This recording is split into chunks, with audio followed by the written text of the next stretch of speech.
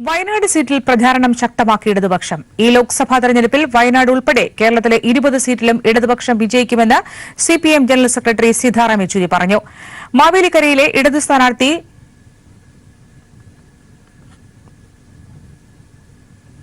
സ്ഥാനാർത്ഥിയുടെ കൺവെൻഷൻ ഉദ്ഘാടനം ചെയ്ത് സംസാരിക്കുകയായിരുന്നു അദ്ദേഹം. That is why when I say all 20 seats, that includes Wayanad also, and that is why the answer must be given to them that we are the most committed fighters for secularism and the unity and integrity of our country, and therefore we will elect the most consistent champion of India's unity, integrity and upholding secularism and democracy, that is the left, and therefore the LDF candidates must be given a resounding victory against all these efforts that are being made by the Congress and all other parties. Rahul Gandhi വയനാട്ടിൽ മത്സരിക്കുന്നത് ആരുടെ താൽപര്യം സംരക്ഷിക്കാനെന്ന് മുഖ്യമന്ത്രി പിണറായി വിജയൻ. ഇടതുപക്ഷമാണ് പ്രധാന ശത്രു എന്ന സന്ദേശമാണ് ഇതിലൂടെ കോൺഗ്രസ് നൽകുന്നത്. യഥാർത്ഥത്തിൽ ബിജെപിയെ നേരിടാനല്ല കോൺഗ്രസ് നീക്കം. അനുഭവത്തിൽ നിന്നും പാഠം പഠിക്കാൻ കോൺഗ്രസ് തയ്യാറാകുന്നില്ലെന്നും മുഖ്യമന്ത്രി പറഞ്ഞു. രാജ്യത്തിലെ കുത്തക മുതലാളിമാർക്ക് പ്രധാന ശത്രുവാണ്. ഇടതുപക്ഷം കോർപ്പറേറ്റുകൾക്ക് പ്രധാന ശത്രുവാണ്. കാരണം ഇതെല്ലാം ആഗ്രഹിക്കുന്ന പോലെ വളഞ്ഞു കൊടുക്കാൻ തയ്യാറുള്ള ഒന്നല്ല ഇടതുപക്ഷം. ആ ഇടതുപക്ഷത്തെ നേരിടാൻ, ഇടതുപക്ഷത്തോട് മത്സരിക്കാൻ ഇവിടെ രാഹുൽ ഗാന്ധി വന്നു എന്ന് പറയുന്നത് ആരുടെ താല്പര്യം എന്നത് അവർ തന്നെ വ്യക്തമാക്കേണ്ടതാണ്.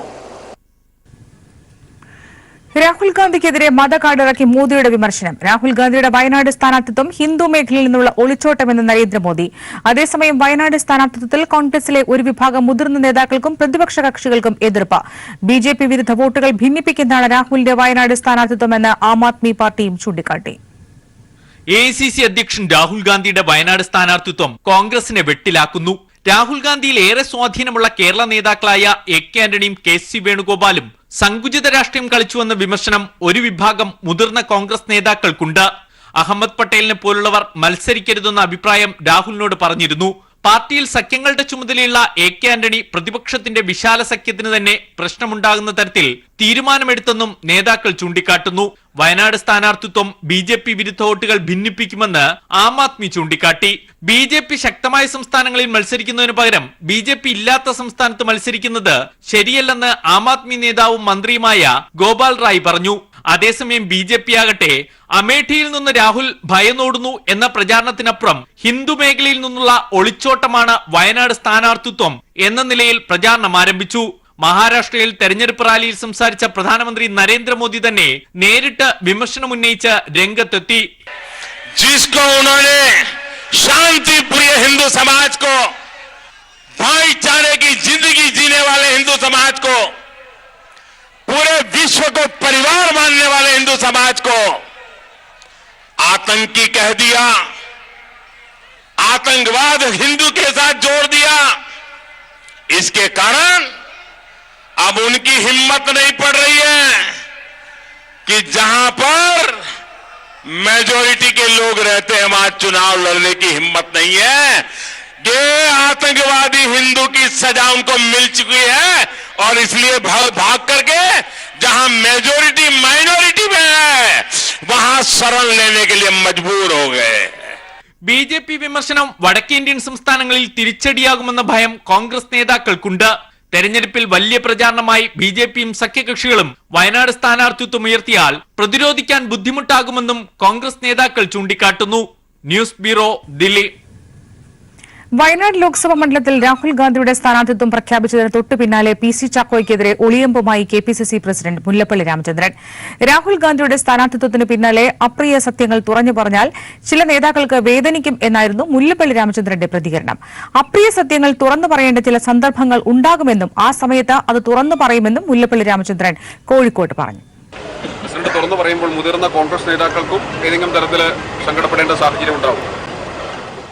ചിലപ്പോൾ അപ്രിയ സത്യങ്ങളായിരിക്കും. സത്യങ്ങൾ ചിലപ്പോൾ പറയാൻ നിർബന്ധിതമാകുന്ന ചില സന്ദർഭങ്ങളുണ്ടാകും. ആ സന്ദർഭത്തിൽ പറയാതിരിക്കാൻ നിർവാഹമില്ല. ഞാൻ എല്ലാ നാടകങ്ങളെക്കുറിച്ചും ഞാൻ പറഞ്ഞിരിക്കും. വ്യക്തമാകാനായിട്ടില്ല. സന്ദർഭം വരുമ്പോൾ ഞാൻ വ്യക്തമാക്കും. നിങ്ങൾക്ക് ഓരോ ദിവസവും സൂചനകൾ നൽകിക്കൊണ്ടിരിക്കുകയാണ്. ഞാൻ പറയാതെ തന്നെ കൂടുതൽ സൂചനകൾ നിങ്ങൾക്ക് ലഭിച്ചു കഴിഞ്ഞിരിക്കുകയാണ്. അതാണ് വാസ്തവം. രാഹുൽ ഗാന്ധിയുടെ വയനാട് സ്ഥാനാർത്ഥിത്വം സംബന്ധിച്ച് കെപിസിസി പ്രസിഡന്റ് മുല്ലപ്പള്ളി രാമചന്ദ്രൻ ഉന്നയിച്ച ആരോപണത്തെ പിന്തുണയ്ക്കാതെ പ്രതിപക്ഷ നേതാവ് രമേശ് ചെന്നിത്തല. അതൊക്കെ മുല്ലപ്പള്ളിയോട് തന്നെ ചോദിക്കണം എന്നായിരുന്നു ചെന്നിത്തലയുടെ മറുപടി. കേന്ദ്രത്തിൽ മതനിരപേക്ഷ സർക്കാർ ഉണ്ടാക്കാൻ ഇടതുപക്ഷത്തിന്റെ പിന്തുണ വേണ്ടിവരില്ലേ എന്ന ചോദ്യത്തിന് അത് തെരഞ്ഞെടുപ്പിന് ശേഷമുള്ള കാര്യം എന്നായിരുന്നു ചെന്നിത്തലയുടെ മറുപടി. അദ്ദേഹം അടുത്ത ദിവസം വരുന്നുണ്ട്, അദ്ദേഹത്തോട് ചോദിച്ചാൽ കേരളത്തിലെ കോൺഗ്രസ് ഒറ്റക്കെട്ടായിട്ടാണ് രാഹുൽ ഗാന്ധിയെ കേരളത്തിൽ ക്ഷണിച്ചത്. ഒരഭിപ്രായ വ്യത്യാസം ആ കാര്യത്തിൽ അത് അന്നേരം ആലോചിക്കാവുന്ന നിലപാടാണ്. ഇപ്പം ഞങ്ങളെ സംബന്ധിച്ചിടത്തോളം ഇതാണ് നിലപാട്. ദേശീയ തലത്തിൽ ഞങ്ങൾക്ക് തന്നെ ഭരിക്കാനുള്ള ഭൂരിപക്ഷം നേടിയെടുക്കാനുള്ള ശ്രമത്തിലാണ്. ഇന്ത്യയിലെ എല്ലാ മതേതര കക്ഷികളെയും യോജിപ്പിക്കാനുള്ള ശ്രമം നടക്കുകയാണ്. പല കാരണങ്ങൾ കൊണ്ടും പല സ്ഥലങ്ങളിലും അത്ര യോജിപ്പുകൾ ഉണ്ടാകാതിരിക്കുന്നുണ്ട്, UP പോലുള്ള സംസ്ഥാനങ്ങളിൽ. അപ്പം നമ്മുടെ ലക്ഷ്യം എന്താണ്? RSSന്റെയും BJPയുടെയും അജണ്ട നടപ്പാക്കുന്ന നരേന്ദ്രമോദി സർക്കാരിനെ പുറത്താക്കുക എന്നുള്ളതാണ്. അപ്പൊ അങ്ങനെ ഒരു സാഹചര്യം വന്നാൽ കോൺഗ്രസ് എന്നും മതേതര ശക്തികളെ ശക്തിപ്പെടുത്താൻ വേണ്ടി തന്നെയാണ് നിൽക്കുന്നത്. ഞങ്ങളെ സംബന്ധിച്ചിടത്തോളം ഞങ്ങൾ കേരളത്തിൽ തീർച്ചയായിട്ടും ഇടതുപക്ഷം ഞങ്ങളുടെ രാഷ്ട്രീയ എതിരാളിയാണ്. ഇടതുപക്ഷത്തിന്റെ രാഷ്ട്രീയ എതിരാളി UDF-ഉമാണ്. പടക്കളത്തിൽ നിന്ന് ഒളിച്ചോടുന്ന പടനായകനാണ് രാഹുൽ ഗാന്ധി. ദേശീയതലത്തിൽ മതനിരപേക്ഷ കൂട്ടായ്മയെ കോൺഗ്രസ് തകർക്കുന്നു. തെരഞ്ഞെടുപ്പിന് ശേഷം അധികാരത്തിൽ വരുന്ന മതനിരപേക്ഷ സർക്കാരിൽ ജൂനിയർ പങ്കാളിത്തം മാത്രമായിരിക്കും കോൺഗ്രസിനുണ്ടായിരിക്കുകയെന്ന് S. രാമചന്ദ്രൻ പിള്ള പറഞ്ഞു. പടക്കളത്തിൽ നിന്ന് ഒളിച്ചോടുകയാണ് രാഹുൽ ഗാന്ധി ചെയ്തിരിക്കുന്നത്. അദ്ദേഹം ഇവിടെ മത്സരിക്കാൻ വന്നിരിക്കുന്നു. ഇവിടെ ഇത് കാണിക്കുന്നത് ഇവിടെ BJPയെ സഹായിക്കുന്ന സമീപനമാണ് ഈ കോൺഗ്രസ് ഉടനീളം സ്വീകരിച്ചിരിക്കുന്നത്. BJPക്കെതിരായ ഒരു ഉറച്ച നിലപാട് വടക്കേന്ത്യയിൽ എടുക്കാൻ ഈ കോൺഗ്രസിനാവുന്നില്ലേ? ഇവിടെ ഇപ്പോ വയനാട് നിയോജക മണ്ഡലത്തിൽ ഏതാണ്ട് 8% വോട്ട് മാത്രമാണ് BJPക്കുള്ളത്. ലെഫ്റ്റിനെ എതിർക്കാനാണ്. അന്നേരം മധ്യപ്രദേശത്തിൽ, ഛത്തീസ്ഗഡിൽ, രാജസ്ഥാനിൽ, ഉത്തർപ്രദേശത്തിൽ, പടിഞ്ഞാറൻ ബംഗാളിൽ, മറ്റു സംസ്ഥാനങ്ങളിൽ വളർന്ന് ശക്തിപ്പെട്ടു വരുന്ന മതനിരപേക്ഷ ഐക്യത്തെ പൊളിച്ച് BJPയെ സഹായിക്കുന്ന സമീപനമാണ് കോൺഗ്രസിൻ്റെത്. ഇന്നിപ്പോ കോൺഗ്രസ് വലിയ തകർച്ചയെ നേരിടുകയാണ്. അക്കാര്യത്തിലൊന്നും യാതൊരു സംശയവുമില്ല. വയനാട്ടിൽ രാഹുലിനെ നേരിടാൻ തയ്യാറാകാതെ BJP BDJസുമായി സീറ്റുകൾ വെച്ചുമാറുമെന്നും കരുത്തരായ നേതാക്കളെ രാഹുലിനെതിരെ മത്സരിപ്പിക്കുമെന്നും പ്രചരണമുണ്ടായിരുന്നുവെങ്കിലും രാഹുൽ എത്തിയതോടെ BJP പിൻവാങ്ങി. പകരം തുഷാർ വെള്ളാപ്പള്ളിയെയാണ് NDA രാഹുലിനെതിരെ മത്സരിപ്പിക്കുന്നത്. വിവരങ്ങളുമായി അനൂപ് ചേരുന്നു. അനൂപ്, ഒരു ശക്തനായ സ്ഥാനാർത്ഥിയെ രാഹുൽ വയനാട്ടിലെത്തുകയാണെങ്കിൽ കൊണ്ടുവരും എന്നായിരുന്നു BJP നേരത്തെ വാദിച്ചിരുന്നത്. രാഹുലിന്റെ ഒളിച്ചോട്ടം എന്ന് BJP പരിഹസിക്കുമ്പോഴും ഇപ്പോൾ BDJസിൽ നിന്ന് സീറ്റ് പിടിച്ചെടുക്കുകയോ അല്ലെങ്കിൽ ശക്തനായ ഒരു സ്ഥാനാർത്ഥി നിർത്താൻ BJP തന്നെ മുന്നോട്ട് വരികയോ ചെയ്യാത്തൊരവസ്ഥയാണ്. ഈ BJPയുടെ ഈ ഒളിച്ചോട്ടത്തെ എങ്ങനെ നോക്കിക്കാണാൻ കഴിയും? വയനാട്ടിൽ ആദ്യം NDA സീറ്റ് നൽകിയിരിക്കുന്നത്, ആദ്യമേ സീറ്റ് നൽകിയത് BDJസിനാണ്. കാരണം ഈ BDJS നേരത്തെ seat Kerala Congress PC Thomas വിഭാഗത്തിന് നൽകുകയും ഇവിടെ വയനാട്ടിലെ ഒരു വ്യവസായി ആ സീറ്റിൽ മത്സരിക്കുന്ന സംബന്ധിച്ച് പേയ്മെന്റ് സീറ്റ് വിവാദം ഉടലെടുത്തിരുന്നു. ഇതിനുശേഷമാണ് BDJസിന്റെ തന്നെ സ്ഥാനാർത്ഥി മത്സരിക്കണമെന്നൊരു ആവശ്യം BDJസിന് ഉണ്ടാവുകയും BDJ സ്ഥാനാർത്ഥി മത്സരിക്കാൻ തയ്യാറായി. ഫൈലി വാദ്യാട്ട് കണ്ണൂർ കേരളം സ്വദേശി വയനാട് മത്സരിക്കുകയും പ്രചരണ പ്രവർത്തനങ്ങൾ ആരംഭിക്കുകയും ചെയ്തു. ഇതിനിടെയാണ് രാഹുൽ ഗാന്ധിയുടെ വയനാട് സ്ഥാനാർത്ഥിത്വം സംബന്ധിച്ച ചർച്ചകളും വിവാദങ്ങളും എല്ലാം ഉണ്ടാകുന്നത്. ഏതായാലും രാഹുൽ ഗാന്ധി വയനാട്ടിലെത്തുമ്പോൾ BJP ഈ സീറ്റ് ഏറ്റെടുക്കും എന്നുള്ള തരത്തിലുള്ള ഒരു ചർച്ചകൾ BJPയിൽ നടത്തിയിരുന്നു. ഇന്ന് ഉച്ചവരെ ഇത്തരത്തിലുള്ള ചർച്ച BJP ജില്ലയിൽ BJP നേതാക്കൾ ഇത് സംബന്ധിച്ചുള്ള ആവശ്യം ഉന്നയിക്കുകയും ചെയ്തു. എന്നാൽ ഈ ഒടുവിൽ രാഹുൽ ഗാന്ധിയുടെ സ്ഥാനാർത്ഥിത്വം സ്ഥിരീകരിച്ചിട്ടും BJP ഈ സീറ്റ് ഏറ്റെടുക്കുന്ന രീതിയിലേക്കുള്ള ചർച്ചകൾ പുരോഗമിച്ചതെന്ന് മാത്രമല്ല BDJസിന് തന്നെ സീറ്റ് നൽകാൻ തുഷാർ വെള്ളാപ്പള്ളിയെ ഈ സീറ്റ് മത്സരിക്കാൻ തീരുമാനിച്ചു. പ്രത്യക്ഷത്തിൽ BJPക്ക് കാര്യമായ സ്വാധീനമില്ലാത്തൊരു മണ്ഡലമാണ് വയനാട് ലോക്സഭാ മണ്ഡലം. ഈ ലോക്സഭാ മണ്ഡലത്തിൽ BJPക്ക് നേടാവുന്ന വോട്ടുകളെ കുറിച്ചുള്ള ആശങ്ക കൂടി ഈ കാര്യത്തിൽ BJPക്ക് ഉണ്ടായിരുന്നു. ഏതായാലും ഈ ശക്തനായ ഒരു സ്ഥാനാർത്ഥിയെങ്കിലും മത്സരിപ്പിക്കാമെന്നുള്ള ഒരു ജില്ലാ ഘടകത്തിന്റെ ഉൾപ്പെടെയുള്ള ഒരു ആവശ്യത്തോട് ജില്ലാ നേതൃത്വം കാര്യമായി പ്രതികരിച്ചെന്ന് മാത്രമല്ല BDJസിൽ നിന്ന് സീറ്റ് നൽകാനും തീരുമാനിച്ചു. ഇത്തരമൊരു സാഹചര്യമാണ് വയനാട്ടിലുള്ളത്. ഏതായാലും രാഹുൽ ഗാന്ധിക്കെതിരെ ഒരു ശക്തനായ സ്ഥാനാർത്ഥിയെ നിർത്തുവാനോ അല്ലെങ്കിൽ അത്തരം ഒരു ശക്തമായ മത്സരത്തിലേക്കോ നീങ്ങാനാവാതെ അല്ലെങ്കിൽ അത്തരമൊരു രാഷ്ട്രീയ പോരാട്ടം വയനാട് മണ്ഡലത്തിൽ നടത്തേണ്ട എന്നുള്ള തീരുമാനമാണ് BJP ഒടുവിൽ സ്വീകരിച്ചിരിക്കുന്നത്. തുഷാർ വെള്ളാപ്പള്ളിയെ തന്നെ NDA സ്ഥാനാർത്ഥിയെ നിർത്തി ഇത്തരം ഒരു പോരാട്ടത്തെ ഒരു ലഘൂകരിക്കുന്നതിന് വേണ്ടിയിട്ടുള്ള ഒരു ശ്രമം എന്ന നിലയ്ക്കാണ്, അല്ലെങ്കിൽ അത്തരം ഒരു നീക്കത്തിന്റെ ഭാഗമായാണ് BDJP തന്നെ BJP സീറ്റ് നൽകിയിരിക്കുന്നത്. വ്യക്തമാണ് അനൂപ്. രാഹുൽ ഗാന്ധിക്കെതിരെ ശക്തനായ ഒരു സ്ഥാനാർത്ഥിയെ നിർത്താൻ കഴിയാതെ BJP പരുങ്ങുന്ന ഒരവസ്ഥയാണ്. അങ്ങനെയാണ് ഇപ്പോൾ BDJSന്റെ തുഷാർ വെള്ളാപ്പള്ളി തന്നെ രാഹുലിനെതിരായി വയനാട്ടിൽ മത്സരിക്കുന്നത്. BJP ഒളിച്ചോടുന്ന ഒരു പ്രവണതയാണ് വയനാട്ടിൽ രാഹുലിന്റെ സ്ഥാനാർത്ഥത്തിനെതിരെ കാണാൻ കഴിയുന്നത്. വിവരങ്ങളാണ് അനൂപ് നൽകിയത്. കള്ളപ്പണം വെളുപ്പിക്കൽ കേസിൽ പ്രിയങ്ക ഗാന്ധിയുടെ ഭർത്താവ് റോബർട്ട് വാദ്രയുടെ വിദേശയാത്രകൾക്ക് കോടതിയുടെ നിയന്ത്രണം. കോടതിയുടെ അനുമതിയോടെ മാത്രമേ വാദ്ര വിദേശയാത്ര നടത്താവൂ എന്ന് ദില്ലി പട്യാല ഹൌസ് കോടതി ഉത്തരവിട്ടു. 5 ലക്ഷം രൂപയുടെ വ്യക്തിഗത ബോണ്ട്, അന്വേഷണവുമായി സഹകരിക്കണം എന്നീ ഉപാധികളോടെയാണ് വാദ്രയ്ക്ക് കോടതി ജാമ്യം അനുവദിച്ചത്. വാദ്ര ചോദ്യം ചെയ്യലുമായി സഹകരിക്കുന്നില്ലെന്നും കസ്റ്റഡിയിൽ വേണമെന്നും എൻഫോഴ്സ്മെന്റ് ഡയറക്ടറേറ്റ് കോടതിയെ അറിയിച്ചിരുന്നു. MP എന്ന നിലയിൽ സമ്പൂർണ്ണ പരാജയമായിരുന്നു കോൺഗ്രസ് അധ്യക്ഷൻ രാഹുൽ ഗാന്ധി. 2004 മുതൽ രാഹുൽ MP ആയ അമേഠി മണ്ഡലം അടിസ്ഥാന സൌകര്യ വികസനത്തിലും മാനവ വിഭവശേഷി വികസനത്തിലും ഏറെ പിന്നിലാണ്. മണ്ഡലത്തെ തിരിഞ്ഞു നോക്കാത്ത MP എന്ന പേരുദോഷവുമായാണ് രാഹുൽ വയനാട്ടിലേക്ക് വണ്ടി കയറുന്നത്. 1967 മുതൽ കോൺഗ്രസിന്റെ കുത്തക മണ്ഡലമായ അമേഠി യാതൊരു വികസനവും തൊട്ടു തീണ്ടാത്ത ഇന്ത്യയിലെ ചുരുക്കം ചില ലോക്സഭാ മണ്ഡലങ്ങളിൽ ഒന്നാണ്. അമേഠിയുടെ ഈ പേരുദോഷം മാറ്റാൻ ഒന്നും ചെയ്യാൻ 2004 മുതൽ MP ആയിരിക്കുന്ന രാഹുൽ ഗാന്ധിക്കാകട്ടെ സാധിച്ചതുമില്ല. എന്തുകൊണ്ട് കോൺഗ്രസ് അധ്യക്ഷൻ രാഹുൽ ഗാന്ധി ഏറ്റവും മോശം MP ആകുന്നുവെന്ന് ലോക്സഭാ സൈറ്റിലെ വിവിധ കണക്കുകളിലൂടെ വ്യക്തമാകും. പാർലമെന്റിൽ ഹാജരാകുക എന്നതാണ് പാർലമെന്റ് അംഗത്തിന്റെ പ്രാഥമിക കടമ. അക്കാര്യത്തിൽ തന്നെ രാഹുൽ പരാജയമായി. 52% മാത്രമാണ് രാഹുലിന്റെ 5 വർഷത്തെ ഹാജർ ശരാശരി. ദേശീയ ശരാശരി 80%ആണെന്നിരിക്കെയാണ് ഈ മോശം പ്രകടനം. ചർച്ചകളിൽ പങ്കെടുത്തത് പരിശോധിച്ചാൽ 14 ചർച്ചകളിൽ പങ്കെടുത്തതിന്റെ മാത്രം കണക്ക് കാണാം. 67 ദേശീയ ശരാശരി എന്നോർക്കണം. ഇതിലും പരമദയനീയമാണ് ചോദിച്ച ചോദ്യങ്ങളുടെ എണ്ണം. വട്ടപൂജ്യം. അതായത് സ്വന്തം മണ്ഡലത്തിലെ ജനങ്ങൾക്ക് വേണ്ടി സഭയിൽ ഒരക്ഷരം ഉരിയാടിയില്ലെന്ന് സാരം. സ്വകാര്യ ബിൽ അവതരിപ്പിച്ച കാര്യത്തിലും സ്ഥിതി വ്യത്യസ്തമല്ല, 0 തന്നെ. 2004 മുതൽ 2014 വരെയുള്ള 10 വർഷത്തിനിടെ, അതായത് 3650 ദിവസത്തിനിടെ രാഹുൽ മണ്ഡലത്തിൽ പൂർണ്ണമായും ചെലവഴിച്ചത് 106 ദിവസം മാത്രമാണ്. എന്നാൽ 2015 ജൂൺ മുതൽ 2017 ജൂലൈ വരെ വിദേശ പര്യടനം നടത്തിയതാകട്ടെ 121 തവണയും. ഇനി MP ഫണ്ട് വിനിയോഗത്തിന്റെ കാര്യം പരിശോധിക്കാം. ഉത്തർപ്രദേശിലെ MPമാരിൽ ഫണ്ട് വിനിയോഗത്തിന്റെ കാര്യത്തിൽ 71ാം സ്ഥാനമാണ് രാഹുൽ ഗാന്ധിക്ക്. ഏറ്റവും പോഷകാഹാരക്കുറവ് നേരിടുന്ന മണ്ഡലങ്ങളിൽ ഒന്നാണ് അമേഠിയെന്നും എക്കണോമിക് ആൻഡ് പൊളിറ്റിക്കൽ വീക്കിലി ജനുവരിയിൽ പുറത്തിറക്കിയ റിപ്പോർട്ടിൽ പറയുന്നു. പാർലമെന്റേറിയൻ എന്ന രീതിയിൽ പൂർണ്ണ പരാജയമെന്ന പേരുദോഷവുമായി എത്തുന്ന രാഹുൽ ഗാന്ധിയെ ജനപ്രതിനിധി എന്ന നിലയിൽ വയനാട് വിലയിരുത്തുമെന്നുറപ്പ്. Sarath K Sasi, news bureau, Delhi. Voter ബോധവൽക്കരണവുമായി ട്രെയിനുകൾ. തിരുവനന്തപുരത്ത് നിന്നും ദില്ലി വരെ പോകുന്ന കേരള എക്സ്പ്രസ് ഇതിലൂടെ ഇലക്ഷൻ എക്സ്പ്രസ് ആവുകയാണ്. എല്ലാവരും വോട്ട് ചെയ്യണം എന്ന സന്ദേശവും തെരഞ്ഞെടുപ്പിന്റെ പ്രാധാന്യവും ഇനി ട്രെയിനുകൾ വിളിച്ചോതും.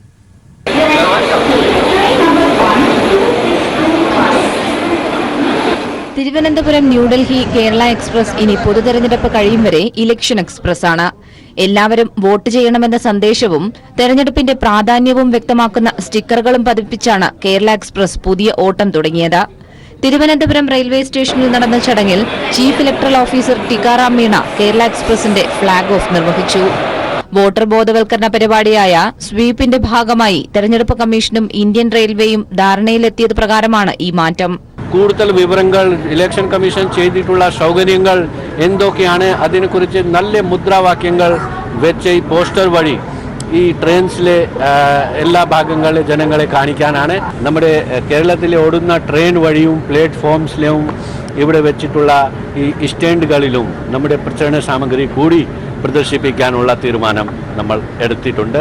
കേരള എക്സ്പ്രസിന് പുറമെ ഹിമസാഗർ, ഹൌറ, ഗുവാഹട്ടി എക്സ്പ്രസ് എന്നീ 4 ട്രെയിനുകളാണ് പ്രചാരണ പരിപാടിയുടെ ഭാഗമാകുക.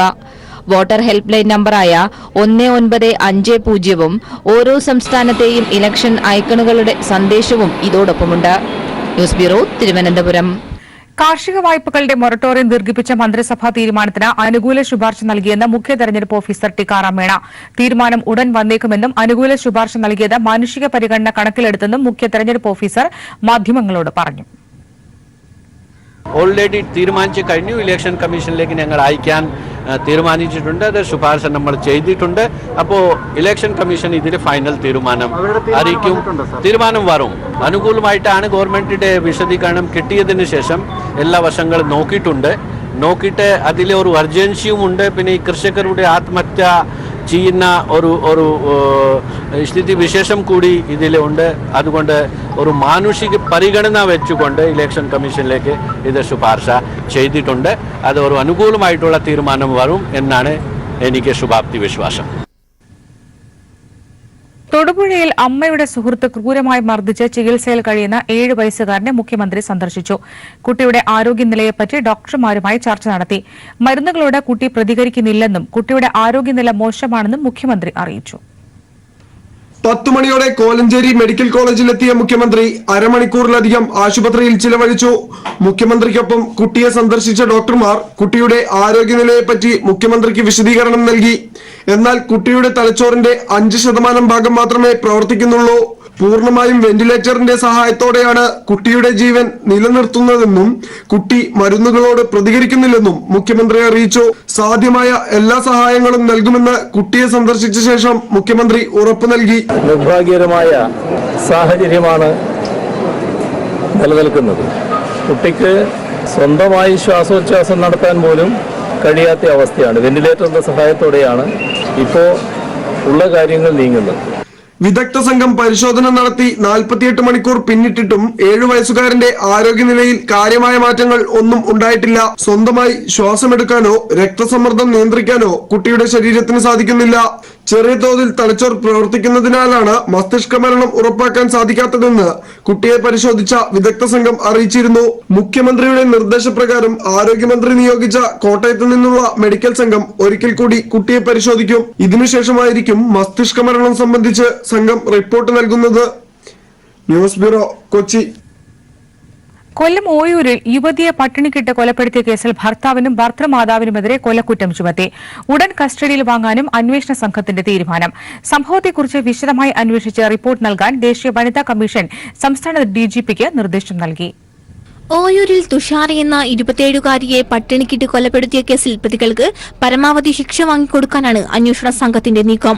തുഷാരയുടെ ഭർത്താവ് ചന്തുലാൽ, മാതാവ് ഗീതാലാൽ എന്നിവർക്കെതിരെ പോലീസ് കൊലക്കുറ്റം ചുമത്തി. ഇരുവരും ഇപ്പോൾ റിമാൻഡിലാണ്. ഇരുവരെയും ഉടൻ കസ്റ്റഡിയിൽ വാങ്ങി അന്വേഷണ സംഘം ചോദ്യം ചെയ്യും. ഇവരെ ചോദ്യം ചെയ്താൽ മാത്രമേ സംഭവത്തിൽ കൂടുതൽ പേർ ഉൾപ്പെട്ടിട്ടുണ്ടോ എന്ന് വ്യക്തമാക്കാനാകൂവെന്ന് പോലീസ് അറിയിച്ചു. ചന്തുലാലിനെയും ഗീതാലാലിനെയും ചോദ്യം ചെയ്ത ശേഷം മറ്റുള്ളവരെ കേസിൽ പ്രതി ചേർത്താൽ മതിയെന്ന് അന്വേഷണ സംഘം തീരുമാനിച്ചു. അതേസമയം സംഭവത്തെക്കുറിച്ച് അന്വേഷിച്ച് റിപ്പോർട്ട് നൽകാൻ ദേശീയ മനുഷ്യാവകാശ കമ്മീഷൻ ചെയർപേഴ്സൺ ഡിജിപി ലോക്നാഥ് ബെഹ്റയ്ക്ക് നിർദ്ദേശം നൽകി. അതീവ ഗുരുതരമായ വിഷയമാണിതെന്നും കാര്യക്ഷമമായി കേസ് അന്വേഷണം നടത്തി നടപടി സ്വീകരിക്കണമെന്നും ദേശീയ വനിതാ കമ്മീഷൻ സംസ്ഥാന വനിതാ കമ്മീഷനും നിർദ്ദേശിച്ചു. അതേസമയം പെൺകുട്ടിയെ ഭർത്തൃവീട്ടുകാർ പീഡിപ്പിച്ചതിനെക്കുറിച്ച് നേരത്തെ പരാതി ലഭിച്ചിട്ടില്ലെന്ന് കൊല്ലം റൂറൽ SP KG സൈമൺ പറഞ്ഞു. ഗീതാലാലുമായുള്ള അതിർത്തി തർക്കത്തിന്റെ പേരിൽ മാത്രമാണ് പരാതി ലഭിച്ചത്. ന്യൂസ് ബ്യൂറോ, കൊല്ലം. കോഴിക്കോട് നഗരത്തിൽ റോഡരികിൽ ട്രാൻസ്ജെൻഡറിനെ മരിച്ച നിലയിൽ കണ്ടെത്തി. KSRTC ബസ് സ്റ്റാൻഡിന് സമീപത്തെ ശങ്കുണ്ണി റോഡിൽ രാവിലെയാണ് മൃതദേഹം കണ്ടെത്തിയത്. നടക്കാവ് പോലീസിന്റെ നേതൃത്വത്തിൽ അന്വേഷണം ആരംഭിച്ചു. കണ്ണൂർ സ്വദേശി ഷാലുവാണ് മരിച്ചതെന്നാണ് പോലീസ് പറയുന്നത്. നഗരത്തിലെ ഇടുങ്ങിയ വഴിയിലാണ് മൃതദേഹം കിടന്നത്. നാട്ടുകാരാണ് പോലീസിൽ വിവരമറിയിച്ചത്. ട്രാൻസ്ജെൻഡർ കമ്മ്യൂണിറ്റി സ്ഥിരമായി ഒത്തുചേരാറുള്ള സ്ഥലം കൂടിയാണിത്. ട്രാൻസ്ജെൻഡർ വിഭാഗത്തിലെ മറ്റംഗങ്ങളെ എത്തിച്ചാണ് പോലീസ് മൃതദേഹം തിരിച്ചറിഞ്ഞത്. ഇന്നലെ കോണ്ടാക്ട് ഉണ്ടായിരുന്നു. ഇന്നലെ ഒരു രാവിലെ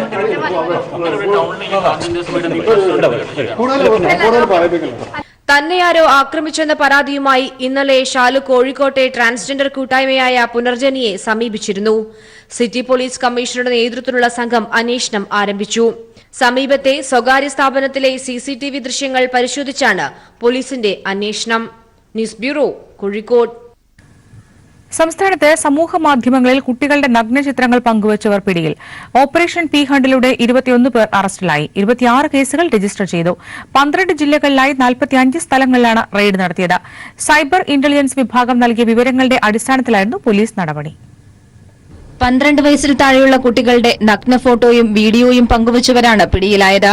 സൈബർ ഡോമിന്റെ പ്രവർത്തനം മൂലമാണ് ഇത്തരക്കാർക്ക് കുരുക്ക് വീണത്. ഓപ്പറേഷൻ പി ഹണ്ട് എന്ന പേരിൽ നടന്ന പരിശോധനയിൽ ആകെ അറസ്റ്റിലായത് 21 പേരാണ്. 26 കേസുകൾ രജിസ്റ്റർ ചെയ്തു. ഇത്തരം ചിത്രങ്ങൾ പ്രചരിപ്പിക്കുന്ന 84 പേരെയും വിവിധ ഗ്രൂപ്പുകളെയും പോലീസ് തിരിച്ചറിഞ്ഞിട്ടുണ്ട്. ഫേസ്ബുക്ക്, വാട്സ്ആപ്പ്, ടെലിഗ്രാം എന്നീ സാമൂഹ്യ മാധ്യമങ്ങളിലൂടെയും ഇന്റർനെറ്റ് മുഖേനയുമാണ് ചിത്രങ്ങൾ പ്രചരിപ്പിക്കുന്നതെന്നും കണ്ടെത്തിയിട്ടുണ്ട്. പരിശോധനയിൽ laptop, mobile phone, hard disk, USB drive മുതലായവയും പിടിച്ചെടുത്തിട്ടുണ്ട്. ഈ സംവിധാനം ഉപയോഗിച്ചുള്ള നിരീക്ഷണവും റെയ്ഡും കേരള പോലീസ് തുടരുമെന്ന് പോലീസ് മേധാവി ലോക്നാഥ് ബെഹ്റ അറിയിച്ചു. സൈബർ ഇന്റലിജൻസ് വിഭാഗം നൽകിയ വിവരങ്ങളുടെ അടിസ്ഥാനത്തിൽ ഹൈടെക് സെല്ലും കേരള പോലീസ് സൈബർ സെല്ലും ചേർന്നാണ് ജില്ലാ പോലീസ് മേധാവിമാരുടെ സഹായത്തോടെ റെയ്ഡ് നടത്തിയത്. ADGP മനോജ് എബ്രഹാമിന്റെ നേതൃത്വത്തിലായിരുന്നു പരിശോധന.